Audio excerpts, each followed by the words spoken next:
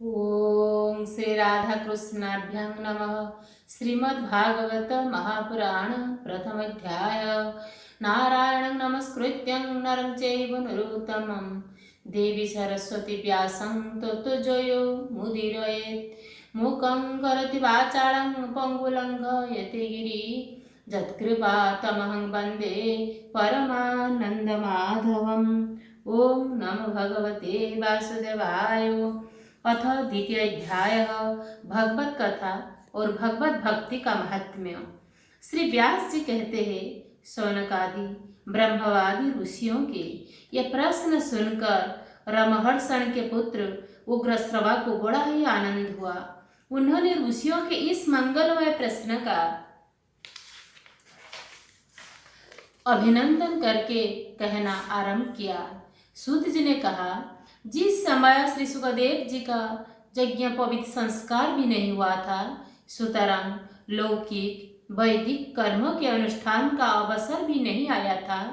उन्हें अकेले ही संन्यास लेने के उद्देश्य से जाते देखकर उनके पिता व्यास जी विरह से कातर रहकर पुकारने लगे, बेटा बेटा। उस समय तन्मय होने के कारण श्री सुखदेव जी को उर्स से वृक्ष ने उतर दिया। ऐसे सबके हृदय में विराजमान श्री सुखदेव मुनि को मैं नमस्कार करता हूँ। यह श्रीमद् भागवत अत्यंत गोपनीय रहस्यात्मक पुराण है। यह भगवत स्वरूप का अनुभव कराने वाला और समस्त वेदों का सार है। संसार में फंसे हुए जो लोग इस घर अज्ञान अंधकार से पार जाना चाहते हैं, उनके लिए आध्यात्मिक तत्वों को प्रकाशित कराने वाला यह एक अद्वितीय दीपक है। वास्तव में उन्हीं पर करुणा करके बड़े बड़े मुनियों के आचार्य श्री सुखदेव जी ने इसका वर्णन किया है। मैं उनकी शरण ग्रहण करता हूँ। मनुष्यों में सर्वश्रेष्ठ भगवान के अवतार नर नारायण ऋषियों को, सरस्वती देवी की और श्री व्यासदेव जी को नमस्कार करके तब संसार और अंतःकरण के समस्त विकारों पर विजय प्राप्त कराने वाले इस श्रीमद् भागवत महापुराण का पाठ करना चाहिए। ऋषियों, आपने संपूर्ण विश्व के कल्याण के लिए यह बहुत सुंदर प्रश्न किया है, क्योंकि यह प्रश्न श्री कृष्ण के संबंध में है और इसमें भली भांति आत्मशुद्धि हो जाती है। मनुष्यों के लिए सर्वश्रेष्ठ धर्म वही है जिससे भगवान श्री कृष्ण में भक्ति हो।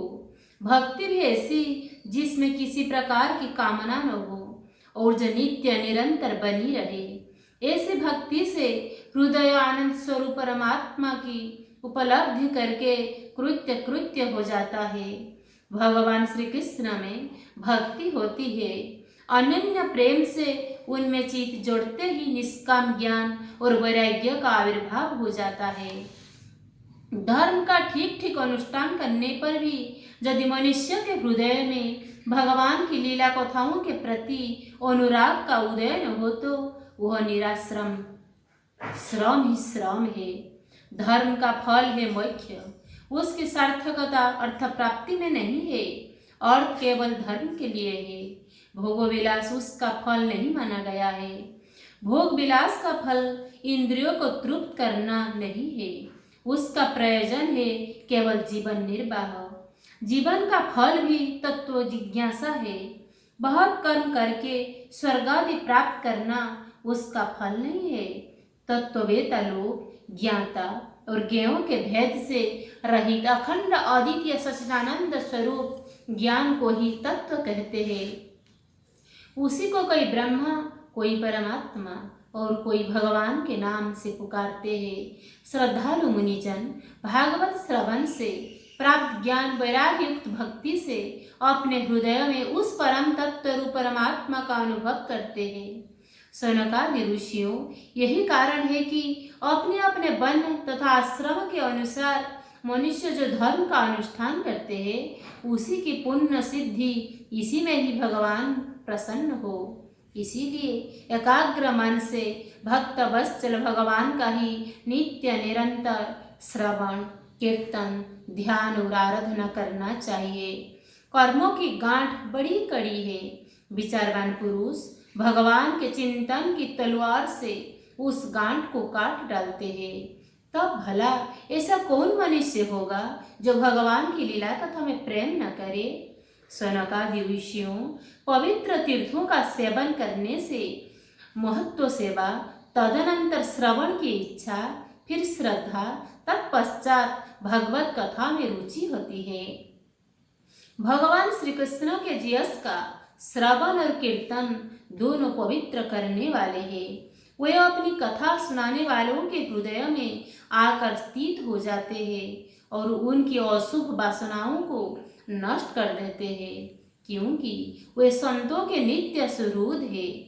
जब श्रीमद् भागवत अथवा भगवत भक्तों के निरंतर सेवन से अशुभ वासनाएं नष्ट हो जाती है, तब पवित्र कीर्ति भगवान श्री कृष्ण के प्रति स्थायी प्रेम की प्राप्ति होती है। तब रजोगुण और तमोगुण के भाव, काम और लोभादि शांत हो जाते हैं और चित्त इनसे रहित होकर सत्व गुण में स्थित एवं निर्मल हो जाता है। इस प्रकार भगवान की प्रेममयी भक्ति से जब संसार की समस्त आसक्तियां मिट जाती है, हृदय आनंद से भर जाता है, तब भगवान के तत्व का अनुभव अपने आप हो जाता है। हृदय में आत्मस्वरूप भगवान का साक्षात्कार होते ही हृदय की ग्रंथि टूट जाती है, सारे संदेह मिट जाते हैं और कर्म बंधन क्षीण हो जाता है।